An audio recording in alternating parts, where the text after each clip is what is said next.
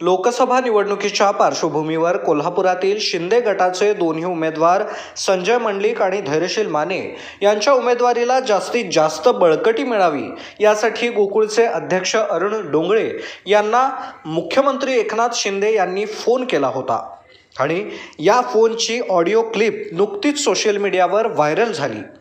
मुख्यमंत्री एकनाथ शिंदे आणि डोंगळे यांच्या फोनची ऑडिओ क्लिप सोशल मीडियावर चांगलीच व्हायरल होत असून यामध्ये गोकुळ दूध संघावर वर्चस्व असणाऱ्या सतेज पाटील आणि हसन मुश्रीफ या दोन नेत्यांची चर्चा मात्र या निमित्ताने चांगलीच रंगली आहे।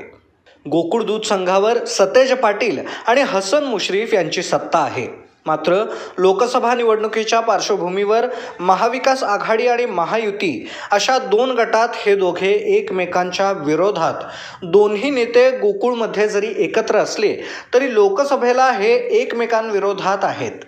अशातच गोकुळची सर्व ताकद संजय मंडलिक यांच्या मागे राहण्यासाठी मुख्यमंत्री एकनाथ शिंदे हे सर्वतोपरी प्रयत्न करत असल्याचं दिसत आहे।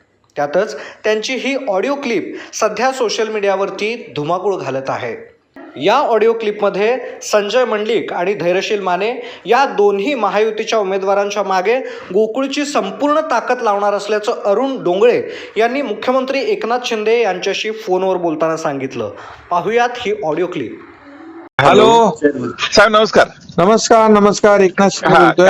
आम्ही पूर्ण गोकुळी ताकद लावतोय, दोन्ही सीटच्या मागे कोणत्याही वेळेस आम्ही निवडून आणण्याचा प्रयत्न करतोय। पूर्ण ताकद लावतो, पूर्ण आम्ही ताकद लावतोय। 15 किलो फॉर्म भरायचा, ताकदीने आम्ही पूर्ण संजयला एकदम पूर्ण ताकदीने मदत करायची। हा 100% करतोय, काय काळजी नाही। गोकुळी पूर्ण ताकद राहिली एवढी असं।